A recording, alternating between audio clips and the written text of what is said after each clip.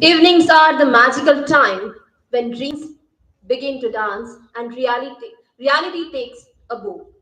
Enjoy this enchanted moment. Good evening, friends.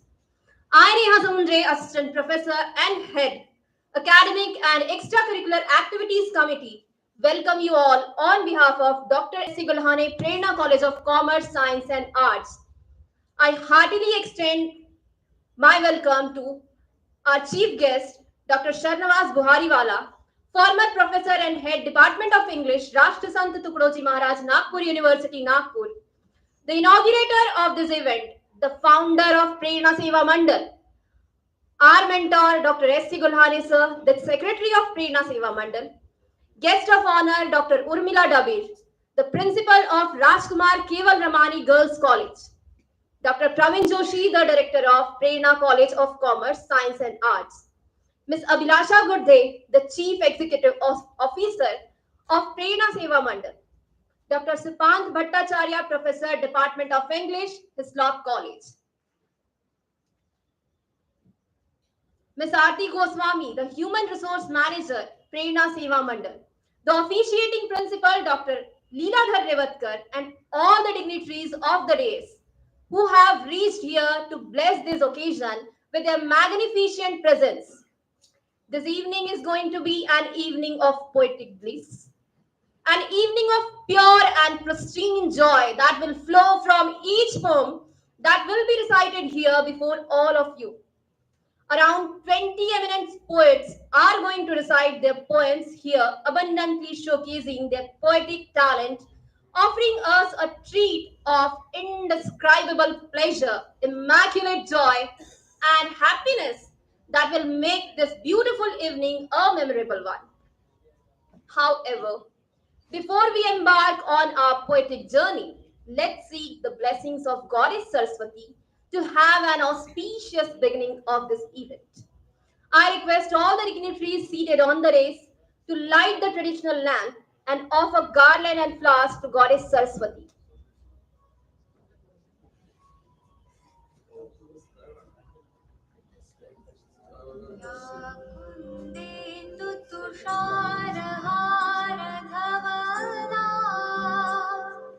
या शुभ्रवस्त्रावृता या वीणावरदण्डमण्डितकरा या श्वेतपद्मासना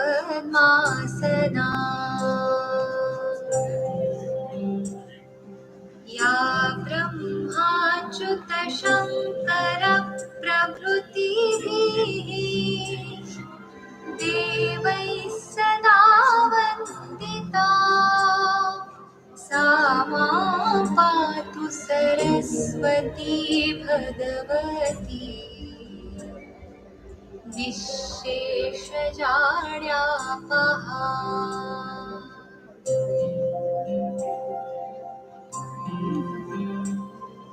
शुक्लां ब्रह्मविचारसारपरमा आद्यां जगद्व्यापिनीं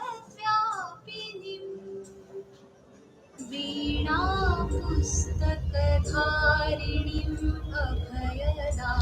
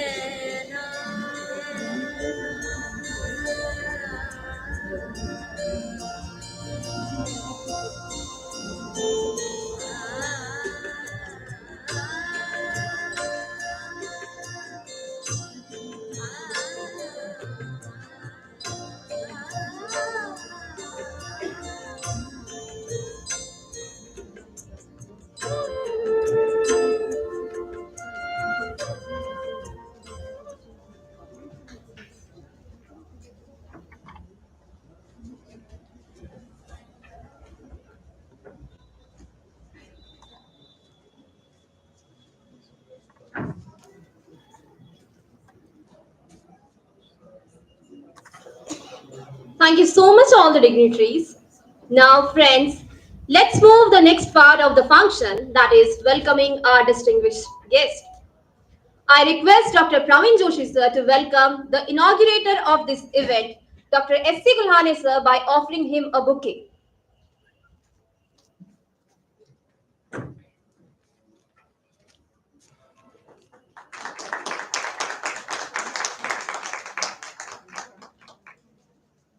Thank you so much, sir. Now I request Ms. Abhilasha Gurde Madam to welcome our guest of honor, Dr. Urmila Dabir, with a bouquet of flowers and a memento.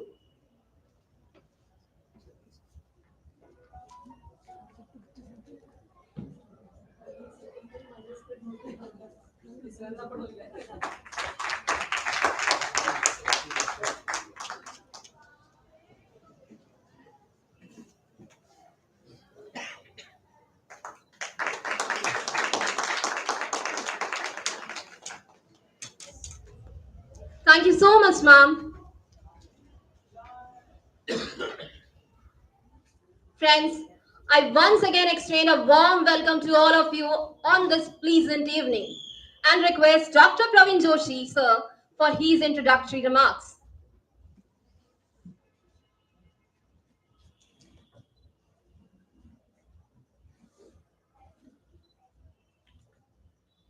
Good evening, everybody. Seated on the dais, Dr. Urmila Dabir, the guest of honor, Dr. S.C. Gulhane,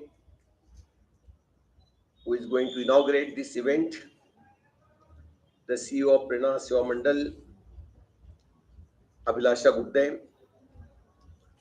officiating principal, Dr. Revatkar, the academic and extracurricular activities committee head, Visnya Samundre,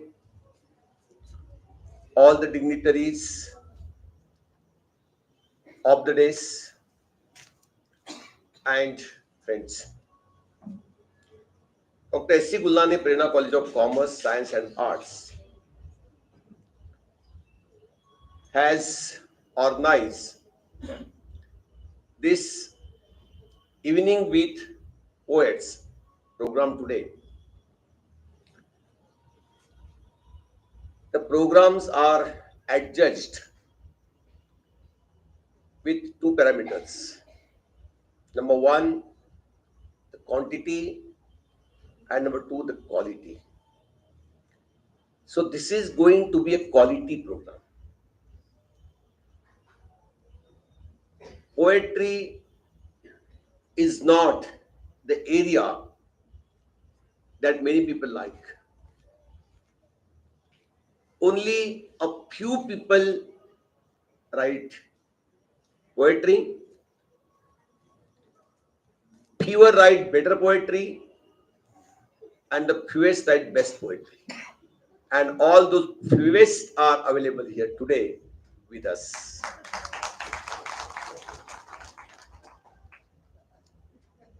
We have invited the best of the poets of this wonderful Orange City who are going to make this evening a mesmerizing one, a memorable one. It is going to be a spellbinding recitation of their own poems, which are going to linger on the back of your mind for a long time to come. Prerna College of Commerce, which has recently been renamed as Dr. S.C. Gulhane Prerna College of Commerce, Science and Arts, is dedicated to organizing such programs not only for the students but also for teachers. And it is to inspire the blooming, budding poets as well as the well-established poets to write more and more, better and better, because ultimately through literature we can guide the society. We can illuminate the path for all those who have gone astray, those who have taken the wrong path. Literature never allows anybody to choose a wrong path. It's our duty as the members of the society to see that we guide the society for better purpose. We have that unwritten mission in our mind, and that we are following. Dr. S.C. Gullane, who is the secretary of Prerna Seva Mandal, who is the founder of Prerna Seva Mandal,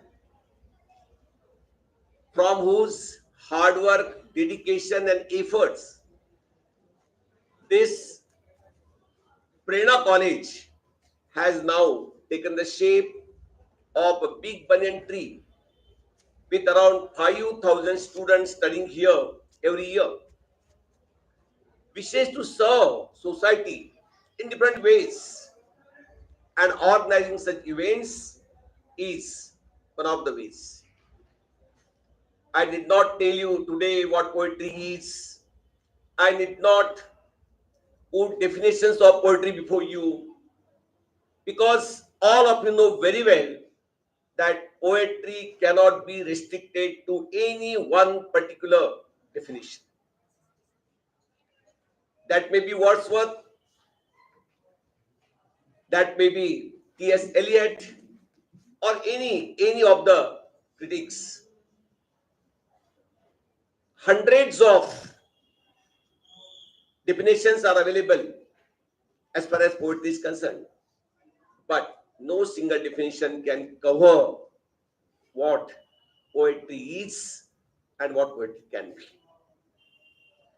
I welcome all of you here and hope you enjoy this evening Dr. Supan Bhattacharya, Dr. Urmila Dabir, Dr. Manjushri Sar Deshpande. They have taken special efforts to make this event a grand success. I owe a lot to them. I thank them heartily. And once again, welcoming you, I put an end to my word. Thank you very much.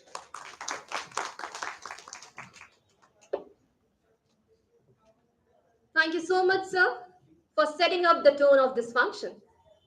Friends, now I request our guest of honor, Dr. Urmila Dabir, to express her views on this occasion.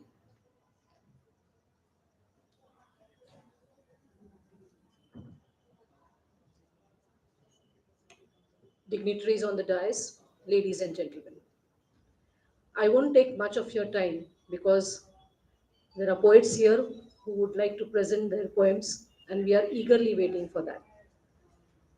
I'm very happy to be a part of this program this evening, and it is the generosity of the management of this college which encourages programs like this. And on this occasion, I take the opportunity from the entire English fraternity to thank Dr. S.C. Gullane for always supporting us in all the academic endeavors that we have undertaken up till now. I am very happy to see the growth of this college.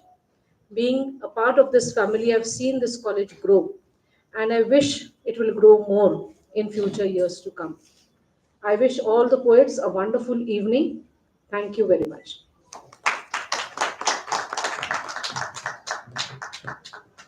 Thank you so much, ma'am. Now it's time to request Dr. S.C. Gullane, the Honorable Secretary of Prerna Seva Mandal, to inaugurate this Poets Meet and bless this occasion with his kind words.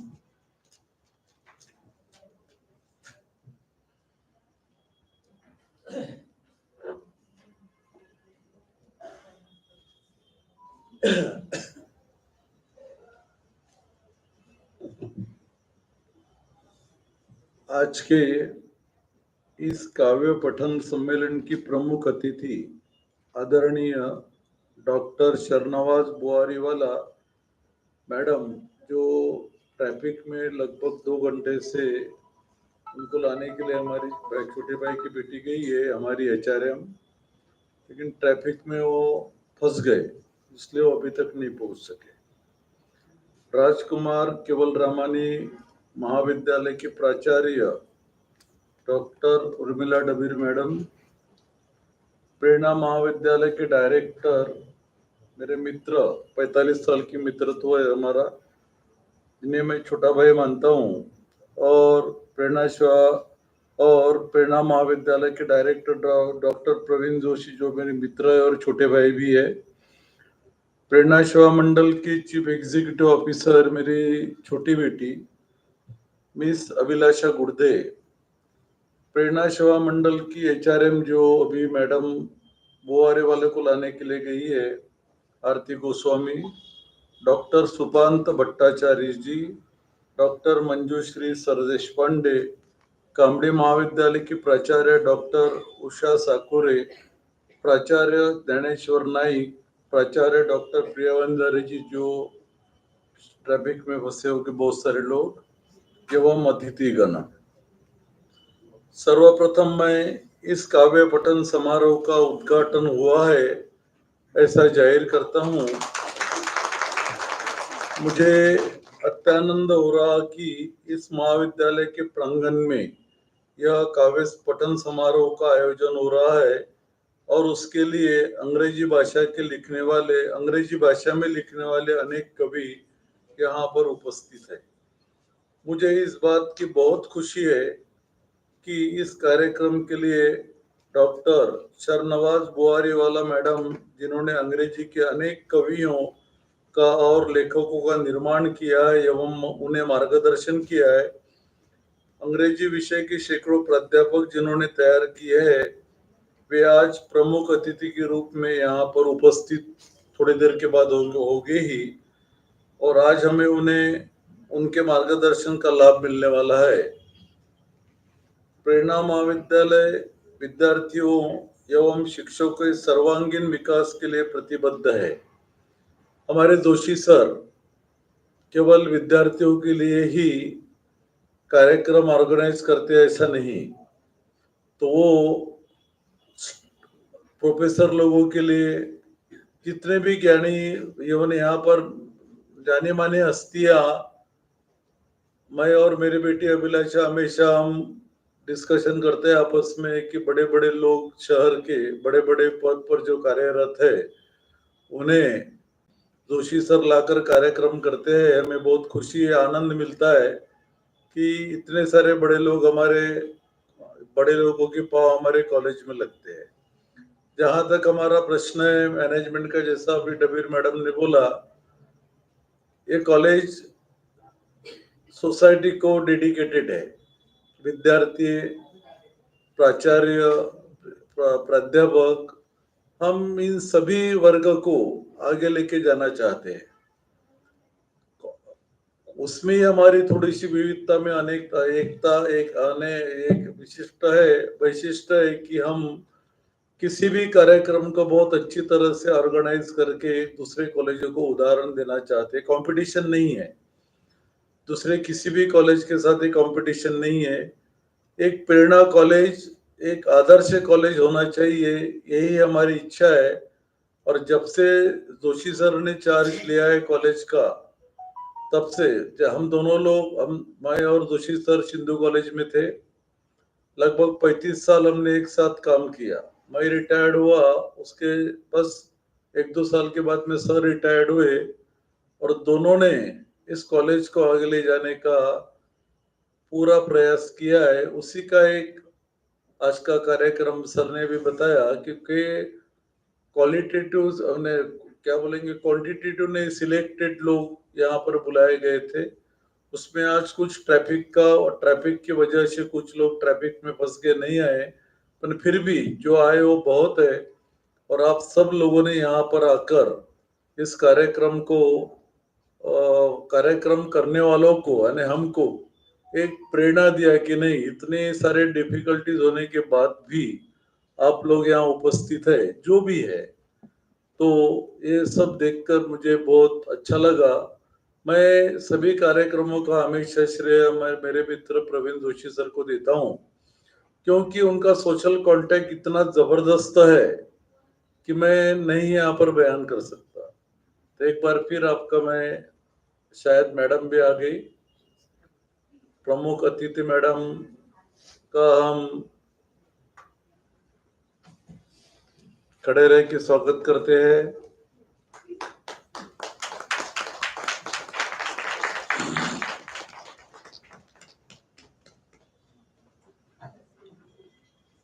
देखो madam बिल्कुल perfect समय पर उपस्थित हो गए आप।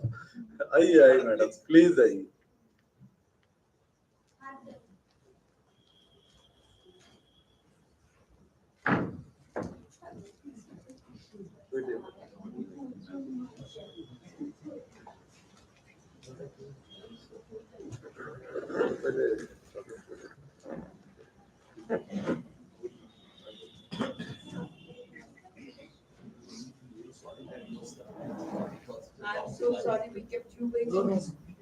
प्रेरणा महाविद्यालय विद्यार्थियों एवं शिक्षकों के सर्वांगीण विकास के लिए प्रतिबद्ध है। अभी मैंने जैसा आपको बताया, हमारा ये विश्वास है कि कोई भी शिक्षण संस्था का तब तक विकास नहीं कर सकते हैं जब तक वहाँ के शिक्षक स्वयं कार्यकुशल ना हो।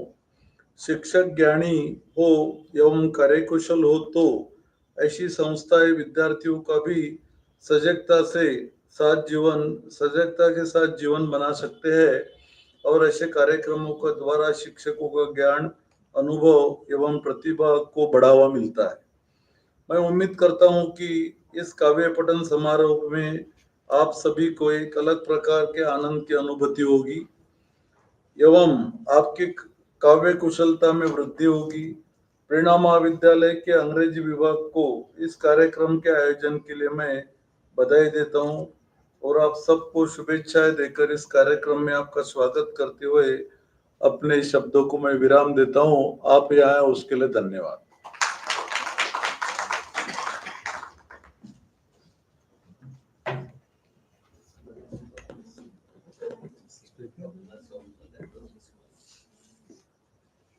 Thank you so much, sir, for the words of wisdom. Friends, Dr. S.C. Gulhani sir is always very motivational and always offers us pieces of advices which are useful for all of us in our day-to-day life. Once again, thank you so much, sir. As our chief guest arrived now, so the welcoming of our chief guest will take place here. We are lucky to have Dr. Sharnavas Buhariwala as the chief guest of this evening to bless this occasion with her benign presence. Dr. Sharnavas Buhariwala, who is an Histlopian and had also started her career as a teacher of English from the same college. The most creditable thing about Dr. Buhariwala is that in the late 70s, when it was very difficult even to get a second division in MA English examinations, Dr. Sharnavas Buhariwala passed the examination with the first class and adorned the merit list by being the first merit.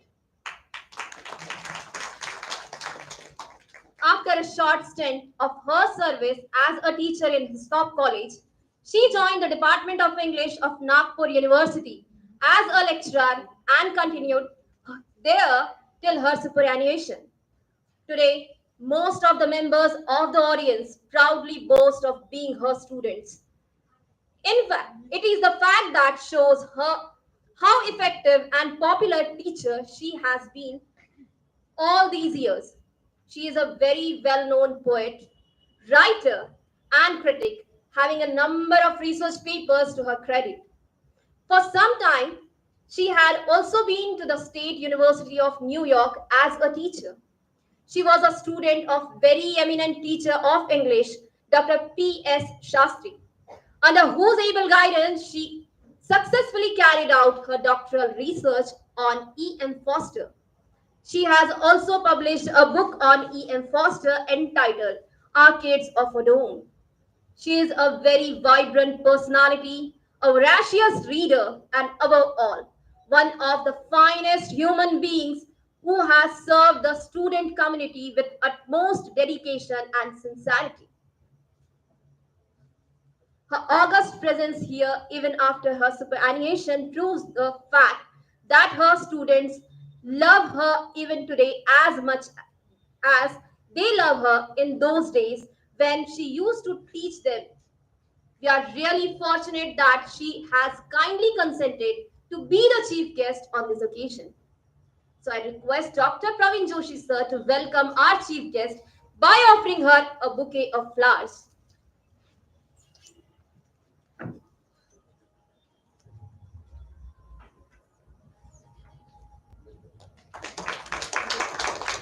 Now I request Ms. Abhilasha Gurde to felicitate our chief guest by offering her a shawl and a shreefal.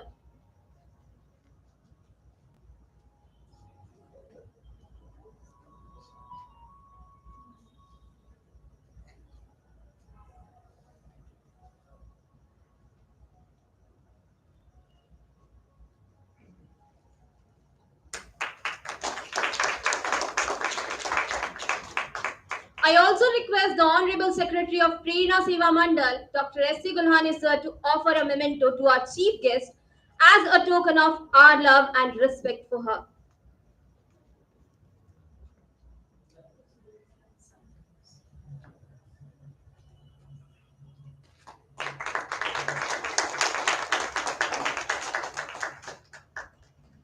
Thank you so much, sir. Thank you so much, ma'am. Friends, the formal inauguration of this event has now been done. Now, we are ready for our journey into the realm of the moves. I'm sure all of us will have a mesmerizing time here listening to the poems from the mouth of the poets themselves. Now, I request all the dignitaries on the dais kindly to take their seat off the dais for a better view.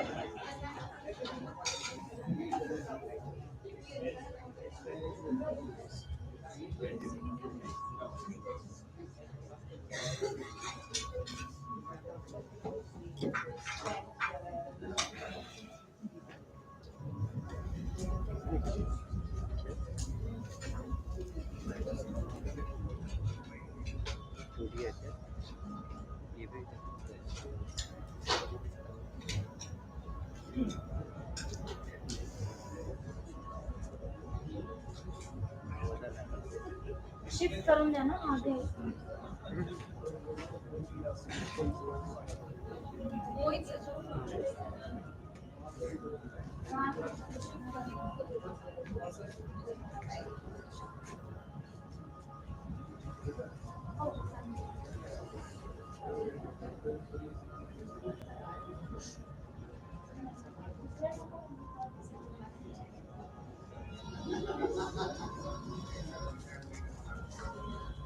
Thank you so much, all the dignitaries.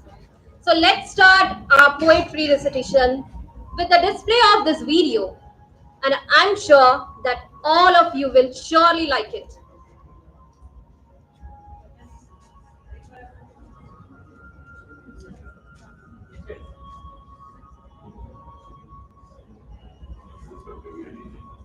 Friends, this is Simarjeet Singh back with the Poetry That Inspires series. The next poem is about aging. aging gracefully and letting go of the past, of the things that we took for granted, accepting the changes and challenges that old age will bring with it, and also at the same time never letting go of the belief that you still matter and you're someone who still has a lot to contribute and give to the world. This poem is titled I Still Matter by Patricia A. Fleming, and we're really thankful to the author for her permission to create this video. I'm still here. I'm still here. My looks are nothing special. My face reveals my age. My body shows some wear and tear, and my energy's not the same. Too often, my memory fails me, and I lose things all the time. One minute I know what I plan to do, and the next, it may just slip my mind. I try hard to avoid my mirror. There are things I would rather not see.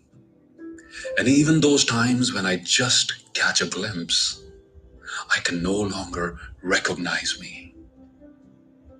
The things I used to do with ease can now cause aches and pains, and the quality of things I do will never be quite the same.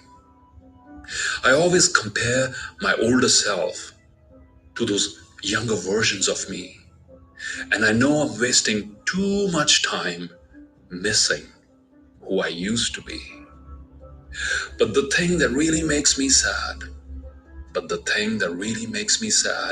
is despite what people see, underneath my tattered and worn out shell, I'm still the same old me. My heart can still feel endless love, and at times it can still ache. My heart can fill with so much joy, and then it can suddenly break. My soul can still feel sympathy and longs for forgiveness and peace. And there are times its light shines boldly through, and times when it longs for release.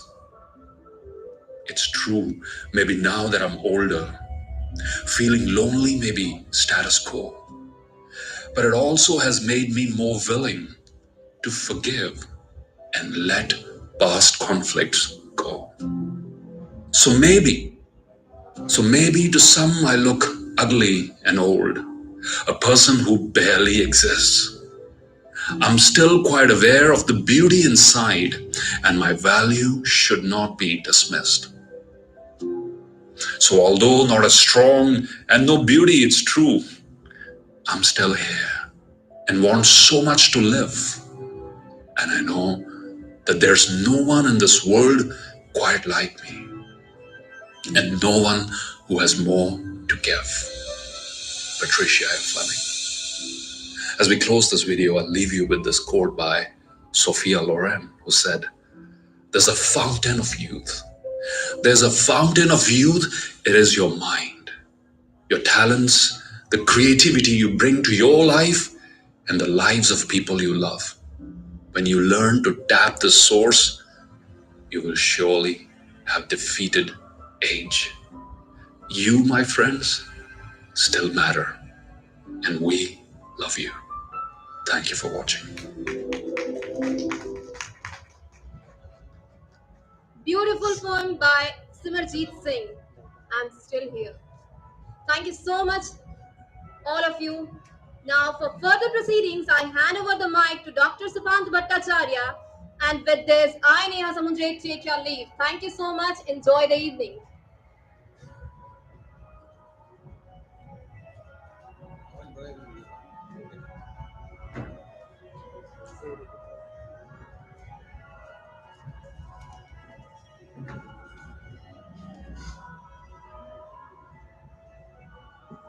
Hello. Eminent guests, dear friends, welcome everyone to this gathering of souls woven together by the magic of words. This evening we embark on a journey through the heart of language, where emotions take flight on wings of rhythm and rhyme. We stand on the fertile ground of poetry, where seeds of imagination blossom into stories, reflections, and dreams. Whether you are a seasoned wordsmith or a curious newcomer, this space belongs to you. Let your ears dance to the music of language. Let your hearts resonate with emotions poured onto this stage. Tonight, we celebrate the power of poetry to connect us, to move us, to inspire us. We open our minds and hearts to be touched by the beauty and depth of human experience. Get ready to laugh, to cry, to ponder, to be transported to worlds both familiar and strange. Let us lose ourselves in the tapestry of poetry, woven with threads of joy, sorrow, love, and loss. Without further ado, I invite you to sit back and relax and prepare to be swept away by the magic of Lady Poetry. May the words spoken here today linger in your hearts long after the last verse is recited. And now, let the fiesta begin.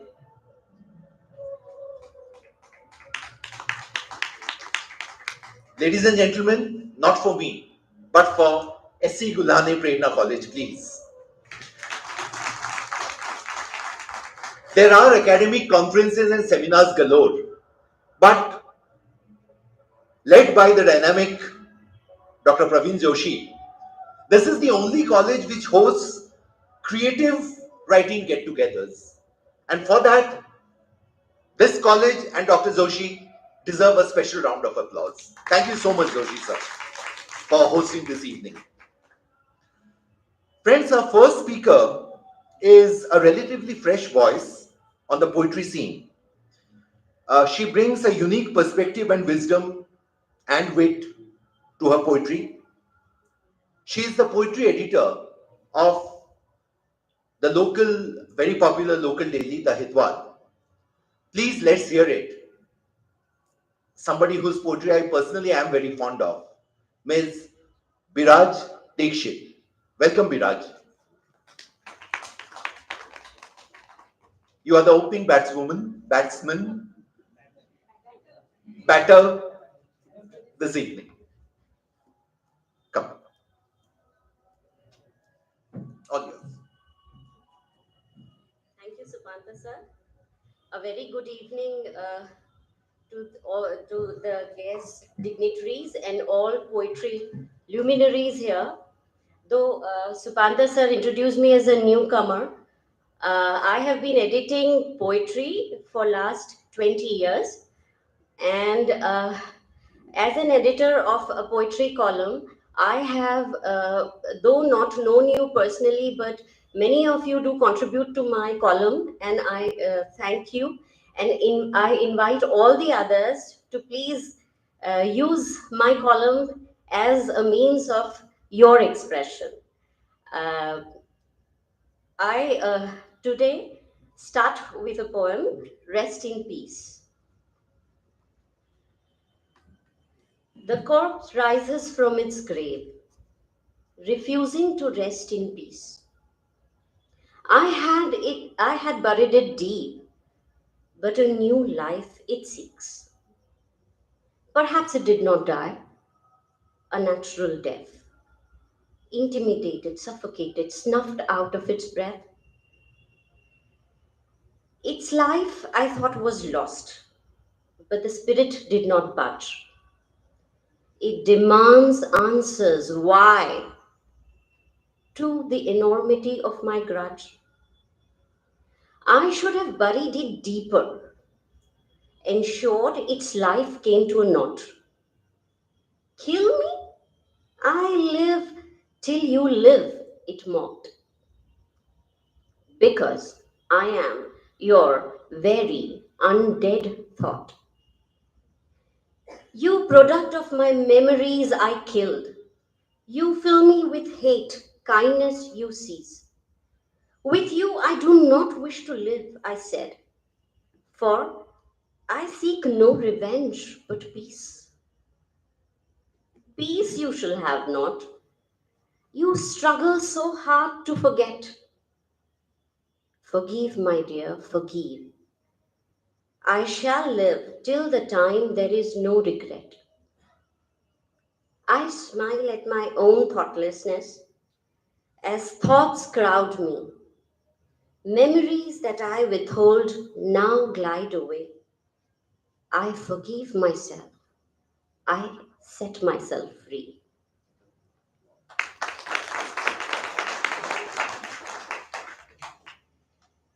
And my second one is the one that Supanta sir requested me to say, because this is again my favorite one also. It is titled, And They Lived Happily Ever After. People called it point blank infatuation. He called it love. She felt they would live happily ever after, soulmates together by divine shore. He brought her flowers, she blushed hard. He wrote poems, she took them to heart. He offered marriage, a joyful flood rolled down her cheek. They took solemn vows, till death do us part. He smiled a lot, her joy too beamed. Happily ever after the journey seemed. He went to the grocer, she cooked the meals. He cleaned the garden, she washed utensils. He again went to the grocer, she again cooked the meal, and again he cleaned the garden, and again she washed utensils. He also ran after children. She kept away his dirty shoes. He told her to tame them, she told him to cut the booze. He again went to the grocer, she again cooked the meals, and again they yelled at the children, who again took to their heels. He again, he again ran after children. She kept away his dirty shoes. He yelled at her, she yelled at him. They drank coffee, got over the blues. He again went to the grocer. She again cooked the meal. He drank at the bar. She thought her fate was sealed.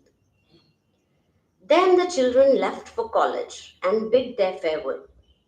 The house grew quiet. He said little, and she did not yell. He again went to grocer. She again cooked the meal. He again cleaned the garden, and she again washed utensils. He wrote a poem that day. She heard it all in pain. Memories of life gone by came rushing again. He did not go to the grocer. She cooked no meal, for they kept thinking what happily means. They recalled their days. Memories were all that was left. They collected all the gains of life and all that remained bereft. He then went to the grocer. She then cooked the meal, passing again through life's most usual reels. Happiness they did not take any more to heart. Together they lived till death did them apart. Thank you.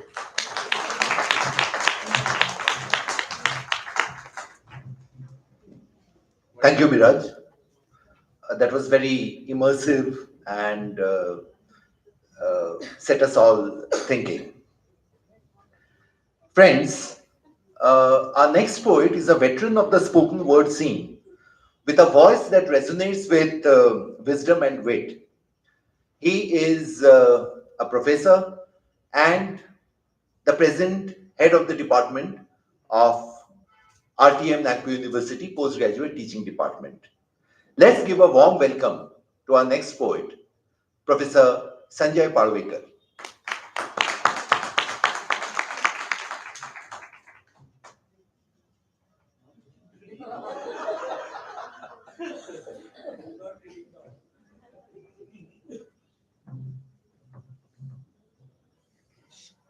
Thank you, Dr. Supan Bhattacharya. I'm not going to read all, many. I want you to listen, not run away. So better that I read only 2, 3 poems, very small. And sir said, my brother Praveen Joshi said that okay, poetry cannot be defined. That's true. And we are not here to talk about the theory of poetry, but to read our own poems. So I limit myself to the poems penned by me alone. And it is far difficult for me again to select the poems. So whatever comes to me, I will read it out. Okay. Smell, smell that evokes the country and my soil. Smell that evokes the country and my soil. Walking down the bare feet to the field a mile. Remember the pond glittering with sunshine. Swans swimming appears delightful to the mind. Full blossom lotuses dancing to their tune and flutter. Soft blowing breeze creating half circular ripples. Mind submerges into the memories invaluable and revisit the glorious landscape cool and adorable. I dream the glistening pathways still beckon, and acacia grow along the way, still await and reckon. I do remember the luxuriant bewitching shadow, and cattle grazing in the pasture and meadow. All folks are amid crops and furrow, and little ones carefree unlike their older fellows. So actually this is about my experiences in the villages. I'm not from Nagpur, of course. I am from a very small place, a village. So the poetry is designed by what you see, what you live, and what you read. So poet is a mixture of all that. It depends upon your experiences that you have in your life, maybe in childhood memories. So the next poem, very small. Okay, so nobody will take an offense, but then this is the fact that we would fetch water with elderly women in the villages walking for miles. So, okay, a little, maybe you feel offended, but then this is interesting for me and I try to pen it down. Little legs walk through bushes and blades. Little legs walk through bushes and blades in winter, monsoon, and season summer, following the big ones with vessels, little ones with little pitchers, and the big ones with big to carry water. Went through the fields with fed bear, filling the soil and sand below. Grass sometimes soft and sometimes prickly, causing the sensation sometimes itchy and sometimes ticklish. In the midst of mission to fetch the water, the elderly would whisper. In the midst of mission to fetch the water, the elderly would whisper, while the young would burst with laughter. Their stories were often about erotic matter, we though little understood them better. They would speak about breast big and small, and sex and semen and all. The young girls would blush in discomfort, and we the little ones would act innocent. This is it. The last one only.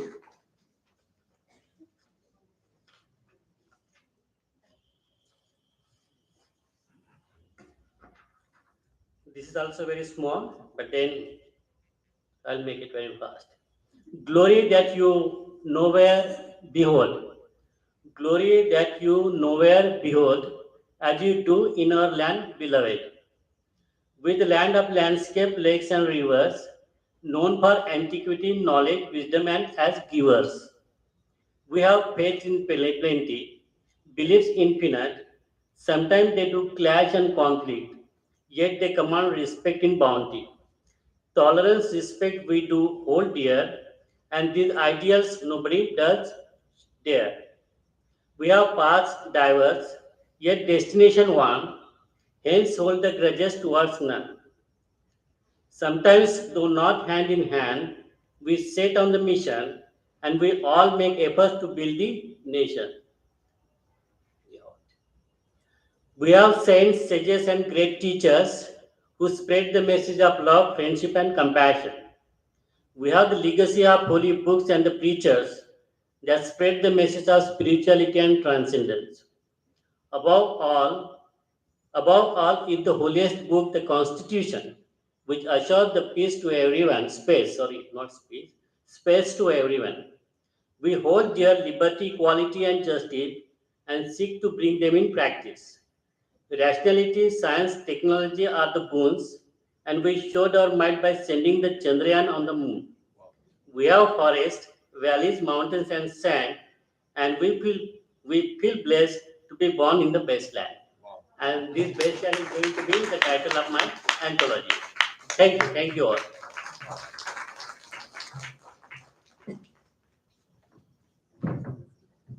Great, congratulations.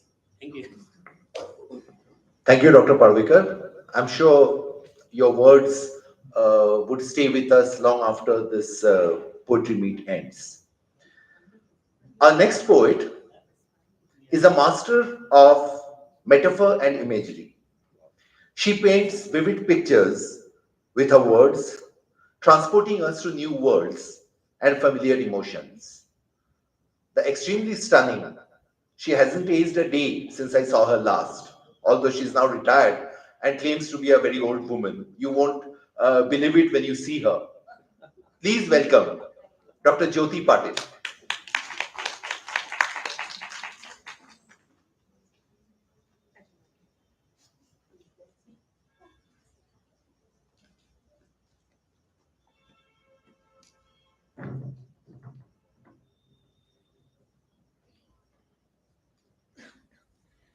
Thank you, Dr. Supanta. I understand age is only a number. So, without wasting much of time, with due respect to the guest and the learned dignitaries and the poets, established poets and budding poets, please permit me and recite two of my poems. The first one is actually I have composed a nature poetry category, which captures the essence of nature, specifically highlighting December in our city, Nagpur. My city in December. In Nagpur's embrace, December's hue, where nature paints its canvas true, a tapestry woven with morning's gold, and whispers of stories yet untold. Beneath the canopy, the trees stand tall, their leaves a symphony ready to fall. Crisp air dances with a gentle grace as the sun adorns each tranquil space. Mornings unveil a mist-kissed scene where dew-kissed petals gleam and green, awakening to bird song, a melody that spread all along because I stay in Seminary Hills. The verdancy in their quiet bliss, their fragrance, a fragrant morning kiss, embrace the season's gentle sighs underneath vast and open skies. Now it's really very difficult to see open skies in Nagpur these days. In Nagpur's December, nature's plea to cherish moments wild and free, for in each leaf and every breeze lies a tale spun with heartfelt ease. The season speaks in subtle tones, a harmony felt in nature's zones, where December in Nagpur sway, weaves magic in its own unique way. As twilight hues adorn the land, a canvas painted by nature's hand, stars emerge. We rarely see stars these days. Stars emerge, a twinkling coil, fueling dreams, igniting desire. In Nagpur's embrace, December's lore, a poetic verse, an ode to adore, where nature's grace and beauty entwine, a masterpiece etched, a moment divine. Thank you. This was my first poem. The second, actually, I wanted to recite on my retirement, but then I decided to let's talk about what really happened quite recently. It is actually a kind of a narrative poem, which is here. It paints a picture of the devastation caused by natural calamity, that is Nagpur flood, and the resilience and unity of our community in the face of diversity. So the title is Nagpur Flood. In Nagpur, where life flowed serene, flood waters rose an unforeseen scene. Streets once alive with laughter and cheer, now echoed with anguish and with worry and fear. Homes, sanctuaries, now engulfed in despair. Families displaced, their burdens to bear, battered homes, and marooned residential hinterland. As nature's fury made humanity stand, some of our areas are really inundated beyond this thing, despair, and Hitwada has published many stories of woes.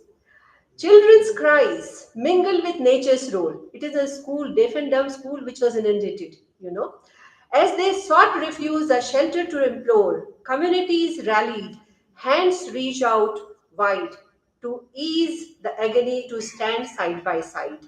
Amid the chaos, a resilient spirit shone, neighbors helping neighbors, not alone, braving the waters, salvaging what they may, saving people from inundated low-lying areas in fray.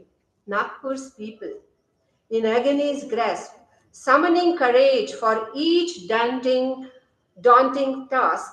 In the flood's aftermath, they found their way, rebuilding lives in resilient way. Thank you. Thank you.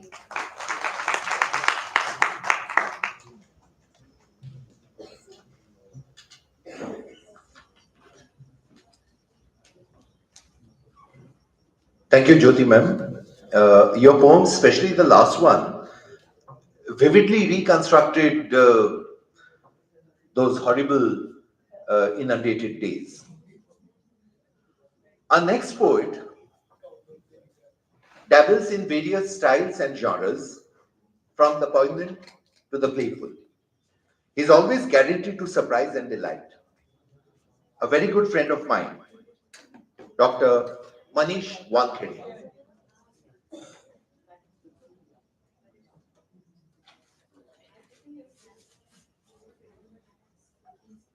Please put your hands together for our next poet, Dr. Manish Wankhede.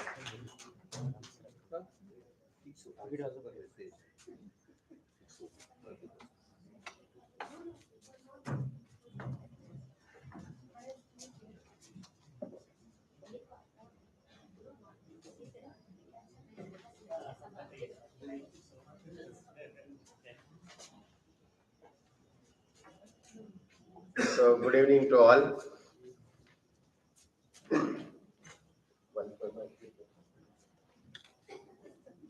Okay.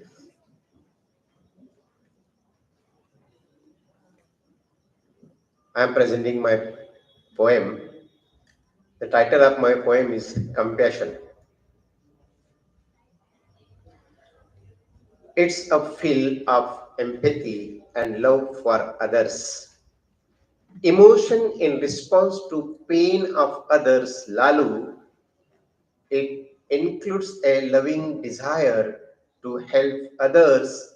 It is a rational notion called compassion, Balu.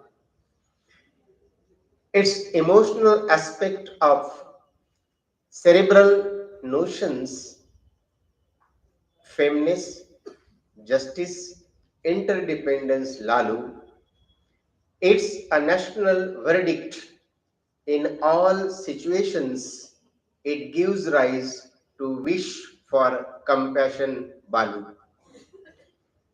It's human, it's human quality of Buddha's teachings for sound judgment of human nature, Lalu. It's indispensable process for human beings. It's a feather of democratic society, Balu. It's the golden rule of the enlightened one, more than sympathy of each others' pain, Lalu. It crushes and destroys the pain of everyone. It's ranked among the greatest of virtues, Balu.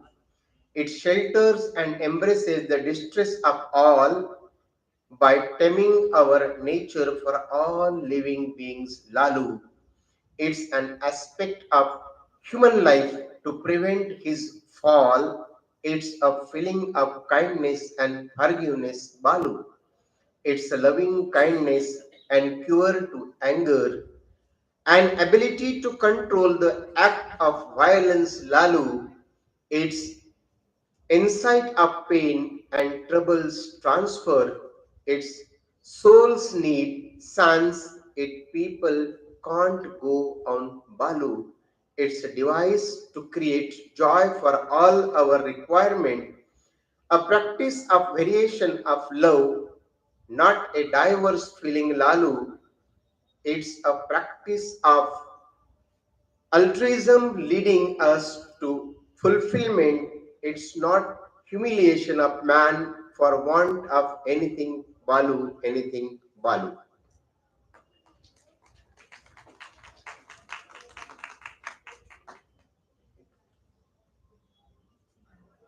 Now the second poem, the title is Hunger.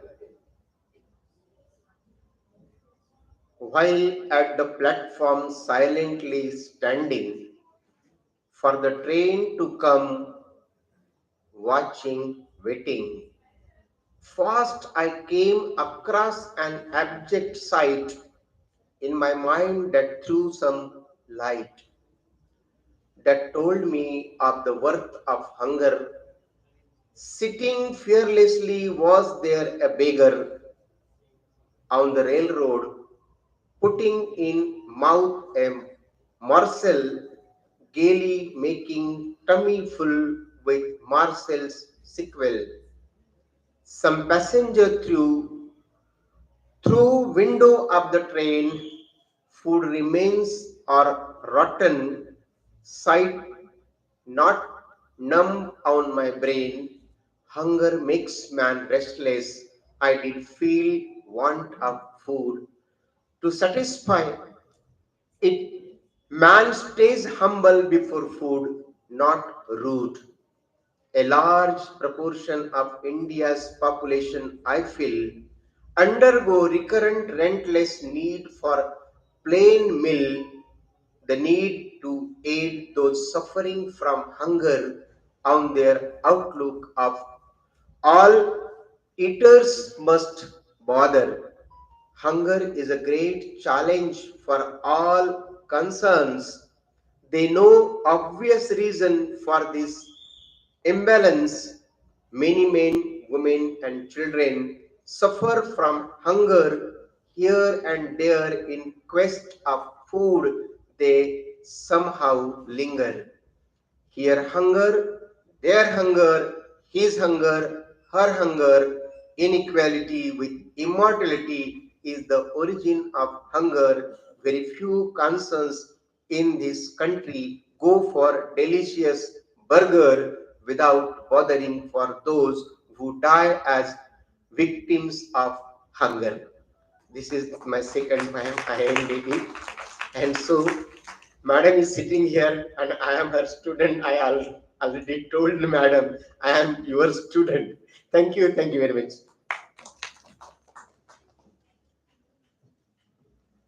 Thank you, Dr. Wankade, former professor, Dhanbate National College. Whether Lalu or Balu, I'm not too sure. Our next poet, friends, is a weaver of words, crafting stories with threads of moonlight and laughter. He writes prose, and many of us have taught his prose because it's prescribed in the various syllabi of Nagpur University. Please welcome the principal of Nabira Mahavidyalaya, Dr. Sunil Kumar Naveen, our next poet this evening. Dr. Sunil Kumar Naveen.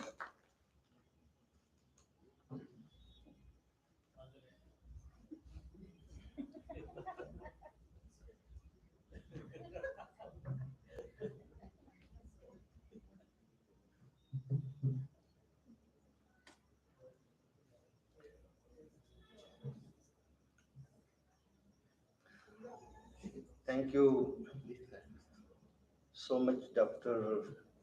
Subhanta. Honorable Madam Buhariwala, Dr. David Madam, Secretary Gulhane Sahab, and my friend, philosopher, Dr. Praveen Joshi. I would like to recite my poem, Time and Tide Wait for None.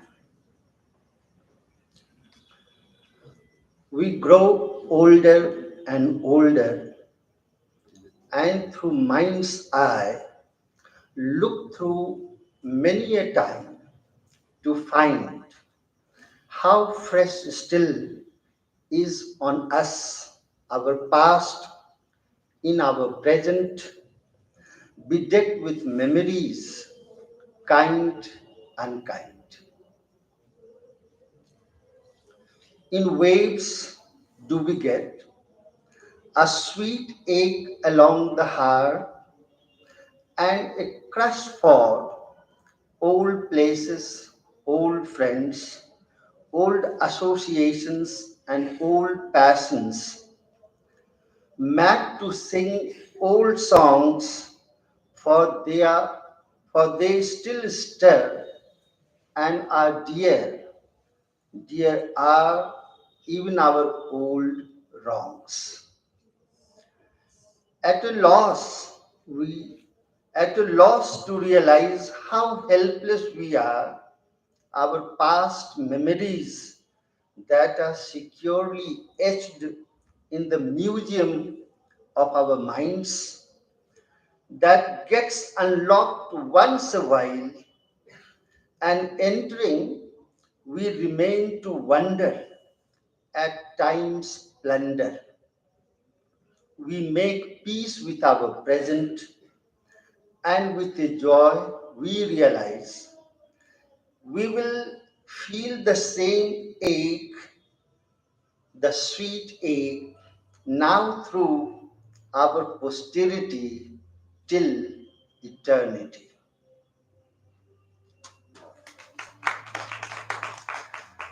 I have permission to recite the second one also.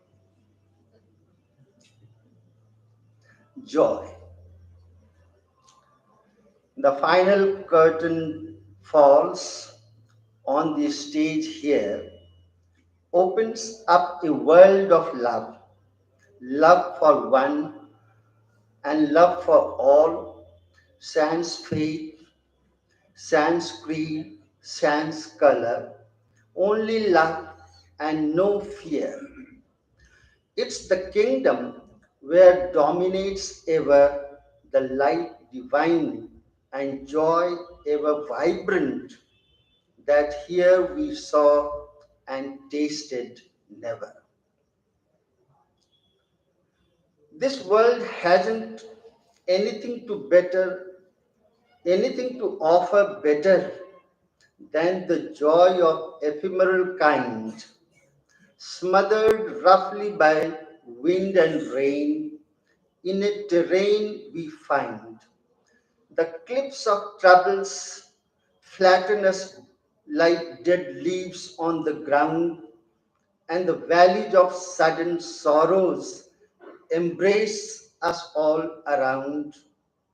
We feel lost and forlorn, and as if like a prey, Prey, and as if like a prey picked up unaware by an eagle swooping down during a bright day. Flashes of joy divine we crave for. Flashes of joy divine we crave for, we experience once a while in our efforts to wipe tears away and bring a little cheer on the face parsed with hunger, the face with worries crisscrossed, and help them out with things that we for ourselves need most. Thank you. Thank you very much.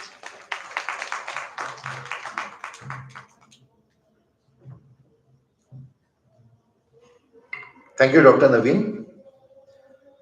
Drawing inspiration from the whispers of the wind and the roar of the city streets, prepare to be captivated by the soul-stirring verses of our next poet, Dr. Meenakshi Ingre, Hazrat Tajuddin Baba College, Nagpur. She has it. Right. I now invite Dr. Shraddha Deshpande from Dharampet MP Dev Memorial Science College, Nagpur.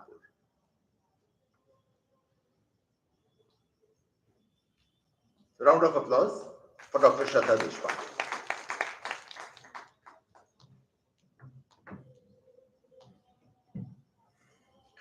Thank you, the organizers, for giving me this opportunity. My poem entitled A Nameless Coffee. When a cup of coffee can speak heart to heart, you need not worry from where to start. Memories so lost and dreams so far can bring you joy and heal your scars. Stolen moments are a victory, as you say, to hide yourself as much as you may. The chatter, the mutter, the babble, the blather. Grab it, seize it, snatch it as much as you can gather. Plans can be drawn, promises can be made, only to scrap and only to break. No, no, forget it, inverse it, ignore, cancel. Remember the moments that made us feel special. A cup of coffee can change our fate when we meet again on another winter date. Thank you so much.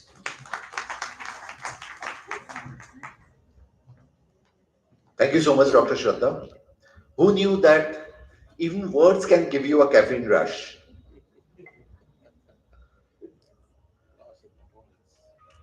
Our next poet attempts to explore the depths of human relationship.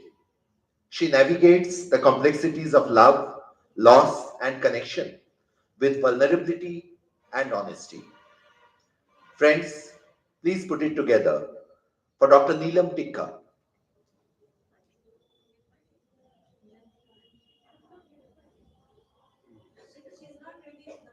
Okay.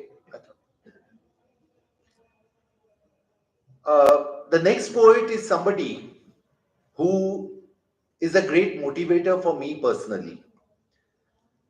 Having overcome the most serious of physical handicaps, he is somebody who's a translator, who's a poet, a short story writer, and although he's been a former student of mine many decades ago, but he continues to remain an inspiration.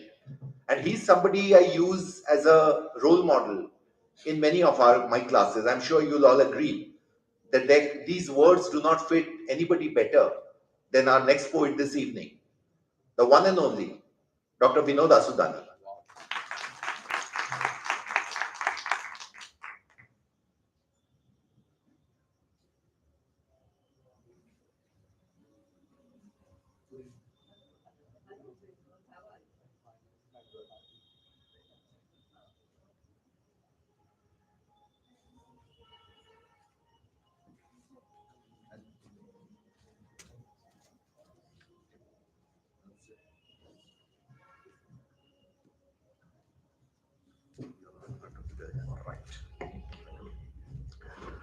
Very good evening to all of you.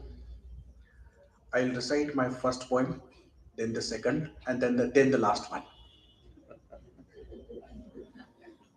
All of you must have read at one time Waiting for Godot.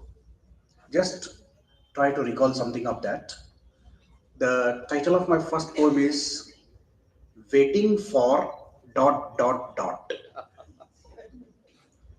You have been waiting, I have been waiting, you have been waiting, I have been waiting day by day, age by age, even at evening time, messenger from Godot comes not. You have been waiting, I have been waiting day by day, age by age, even at evening time, messenger from Godot comes not. Gives hope of tomorrow not. We wait and wait. We know not when you would meet me. We know not when you would meet me. Your dreams would be fulfilled when I would meet thee. My longing would be fulfilled. We know not. We wait and wait for dot dot dot.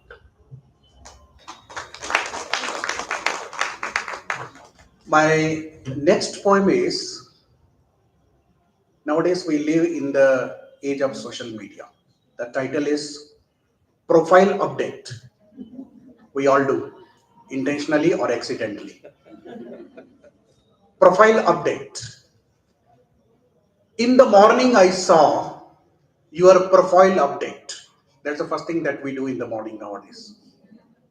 In the morning, I saw your profile update, looked enchanting in new outfit.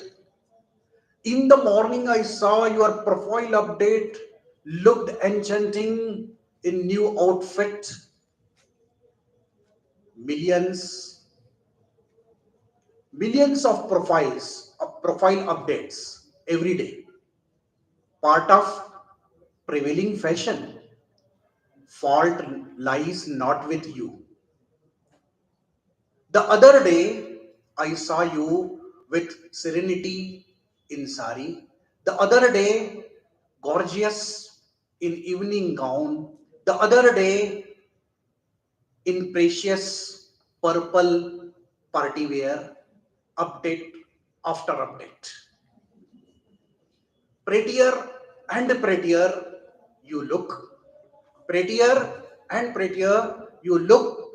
For my profile updates, you need not surf Facebook.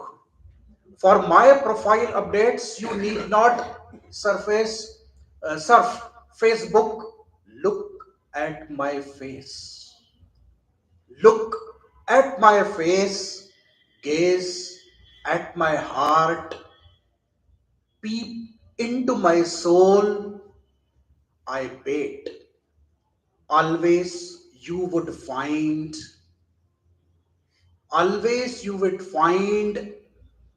thy own image.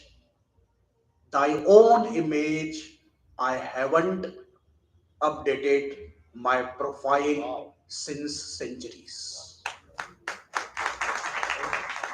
The last, a very small, and the poem is very dear to my heart. The title of the poem is Story. The title of the poem is Story. One evening, sitting by my side, she said, "Tell me a story." One evening, sitting by my side, she said, "Tell me a story." I asked her which one. She replied, "Any story."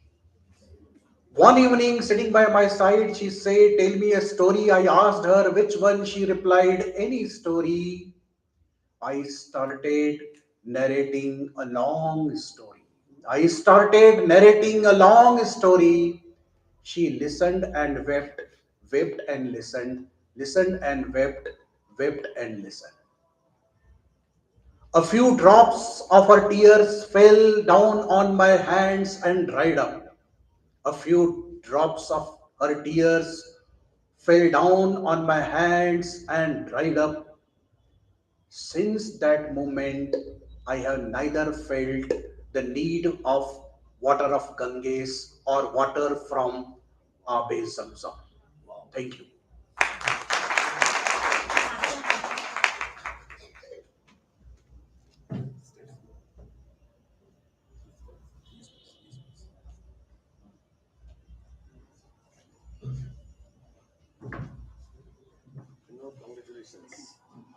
Thank you so much, Vinod. That really touched the depths of our hearts. And friends, I'm sure it's been a long, tiring day, exhausting day for all of you. The day is coming to a close. For the simple reason we are running out of poets. Our next poet, I'm sure you'll applaud not just because of the fact that he's such a wonderful host, but my elder brother, Dr. Praveen Joshi, has a wonderful ear for the spoken language. And I have read many of his blogs, I have read many of his social media posts, and he has a flair for the language. He loves playing with words. And yet there is a very native wisdom that runs through all his online posts. This is the first time I would be hearing him read out his poetry to us. Let's echo it from the rafters for the one and only, the inimitable Dr. Praveen Joshi.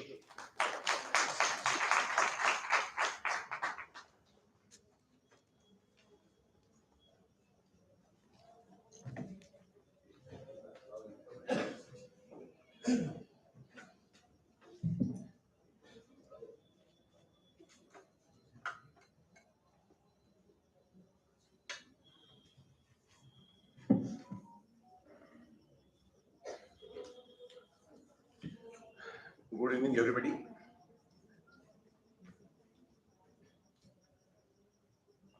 Wonderful poems have been recited here earlier.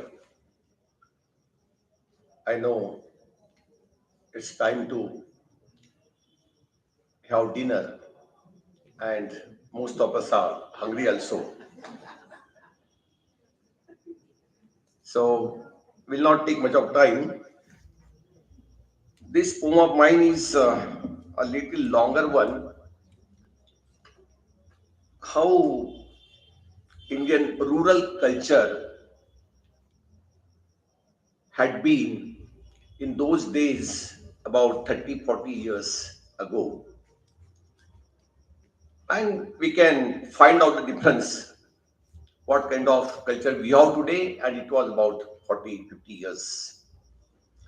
It's about my native place. My native place, a small beautiful village. To be brought up there, a proud privilege. Temple of innocence, simplicity a rule. Temple of innocence, simplicity a rule. Piety a tagline, hospitality's high school. On the bank of the Pathar, it adorns itself. On the rainy days, its water danced like dancing elf. The gushing, rushing, gurgling, and burbling, rhythmic sound of it, a lullaby to the sleeping. Two schools stood by it, primary and secondary. Bazaar, two roads and houses mark their boundary. All teachers very caring and loving like our parents, equally unkind when it came to giving punishments. No parents ever picked a quarrel with any teacher. No parents ever picked a quarrel with any teacher, questioning why you punished our son or daughter. Complaint against teachers meant more rewards. Complaints against teachers meant more rewards. 3 kicks, 4 slaps from father, that day's awards. All elders would be our moral caretakers and guardians. All elders of the village. All elders would be our moral caretakers and guardians. They were very faithful descendants of the noble Aryans. They would keep strict vigil on every wandering guy. They would keep strict vigil on every wandering guy to keep us righteous. All methods they would apply. To keep us righteous, all methods they would apply. Grown-up boys and girls Grown-up boys and girls would share only furtive glance. Grown-up boys and girls would share only furtive glance. In open, talking to each other, they held no chance. Moral policing in the village and outside was so strong. Moral policing in the village and outside was so strong that no Cupid and Psyche could ever get on well along. That no Cupid and Psyche could ever get on well along. The spying eyes of the village would always be on duty. The spying eyes of the village would always be on duty, lest some crazy Adonis elopes along with some tender beauty. Lest some crazy Adonis elopes along with some tender beauty. Crime was a stranger, moved in once or twice a year. Peace greeted all, and all lived in happiness and cheer. Goodwill, understanding, and faith were the keywords. Goodwill, understanding, and faith were the keywords that guided every soul except 2 or 3 astute perverts. The temple and the mosque, the religious crisis we see today, were not there in those days. The temple and the mosque, the twins, loved alike by all. The temple and the mosque, the twins, loved alike by all. Neither of them was considered taller, both were equally tall. Neither of them was considered taller, both were equally tall. Hindus and Muslims were inside the houses. Hindus and Muslims were inside the houses, temple or mosque. Otherwise, all were one, forgetting their religion and caste. And azan and temple. The azan and temple prayers were compatible to each other. The azan and temple prayers were compatible to each other. With goodwill, they disciplined their respective timetable. With goodwill, they disciplined their respective timetable. Neighbors were trusted, extended a helping hand. Neighbors were trusted, extended a helping hand. In every crisis, they were the ones to blindly depend upon. We ate at their places. We ate at their places if hungry or sometimes only in fun. Sweets and veggies exchanged with them turn by turn. Festivals celebrated with the gusto and traditional gaiety. Festivals celebrated with the gusto and traditional gaiety. Hindus and Muslims participated a great array of unity. All pious hearts converged. All pious hearts converged on one place, the ocean of humanity. Om and Amin. Om and Amin harmonize into one rhythm, the anthem of divinity. The anthem of divinity. Come winter, come joys. Come winter, come joys. The holy month of Kartik. The group of devotees would sing pre-dawn Kakada Aarti. The beats of drums, cymbals, and jhanjars filled the streets. Early risers would devotedly enjoy the hymns and song suite.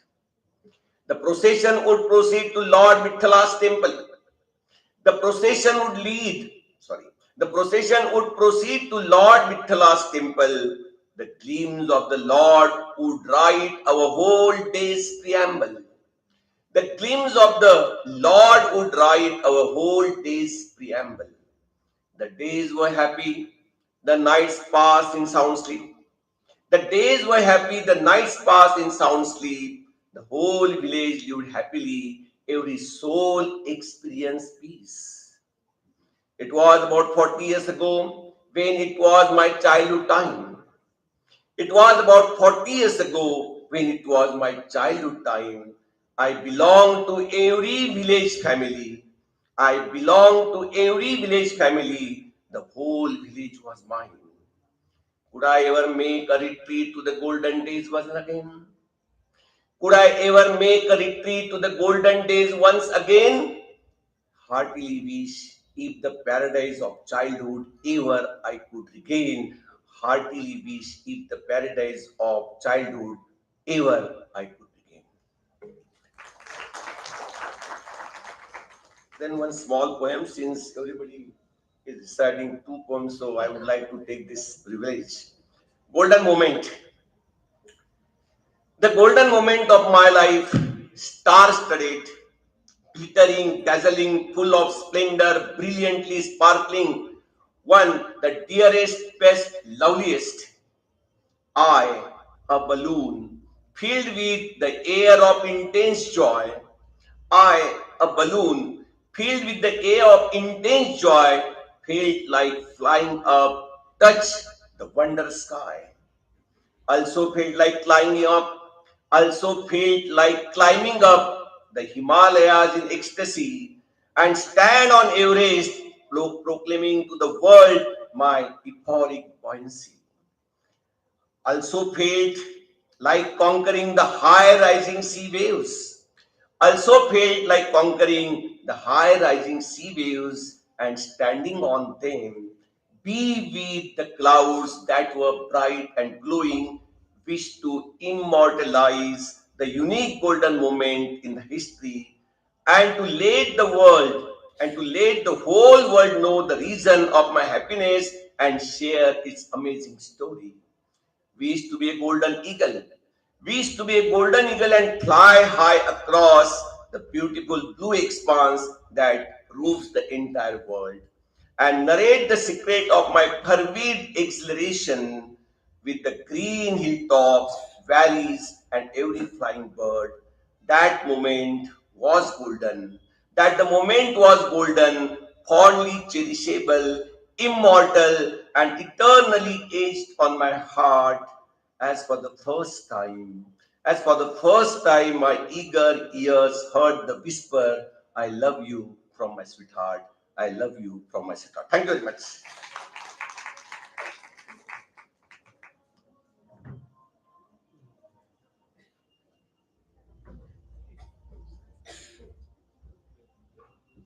Thank you so much, Dr. Joshi. That first poem especially had a touch of Oliver Goldsmith and Thomas Gray about it. Thank you so much. Our next poet is a lover of all things natural. She finds beauty in the simplest details and uses her words to paint vibrant portraits of the world around us. Please let us hear it for our next poet, Dr. Pranjali Kane.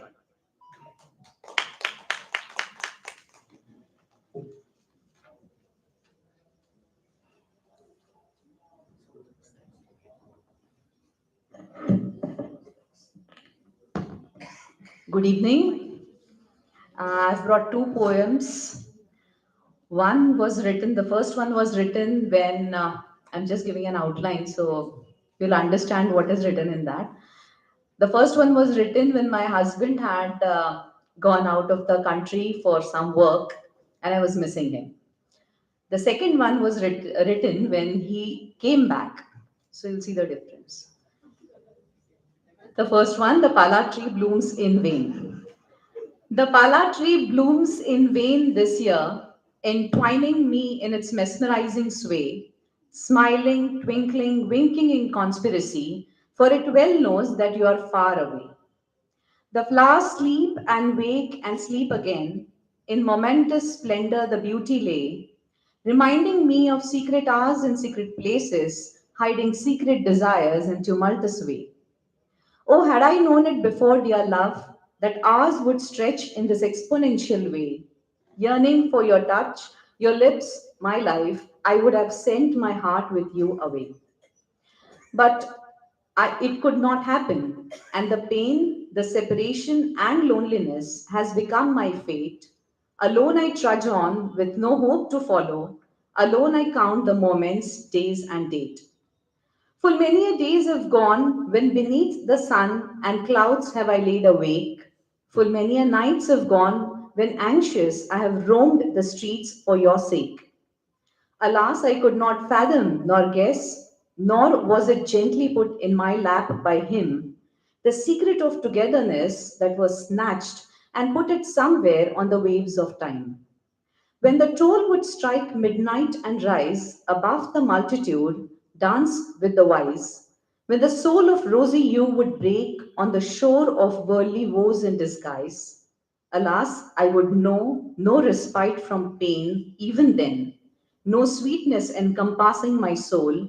The sun will set on the wonderful day, perhaps, but I would be left without any fruitful goal. The second one was written when he came back. And like all husbands and wives, when we are away, we always yearn for them. And when we are together, there are certain things come between us. So the name of the second poem is Two Spears. He speaks of the sun, its aspirations, its encompassing soul. He talks endlessly of what ought to be and how to get it. He meanders the path of karma and salvation supreme. He is on an island surrounded by tall grass and heat. I talk of the moon, its soothing and mildness of its lunacy. I spend endless nights waiting for the exactness to lure me. I see only the moon, its changing patterns and eclipses. I am on the shore, surrounded by the vastness of sea. He travels from the sea to the mountains to the depth of jungles. He escapes to the bottom of the unfathomable ocean.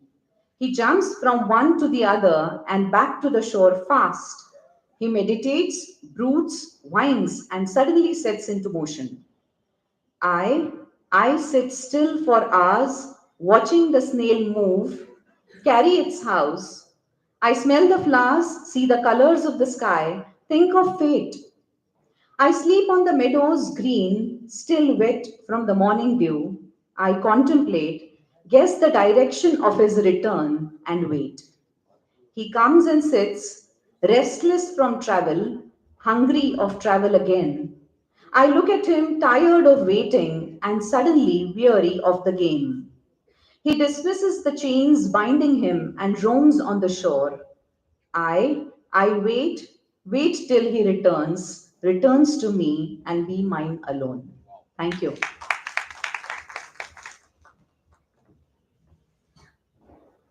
Thank you, Pranjali. I wish all the husbands here are turning green with envy, hoping, their wives would pen some similar sentiments for them. I personally can vouch for the fact that every time I come home after a long stay out, she would say, "What, you are back already?"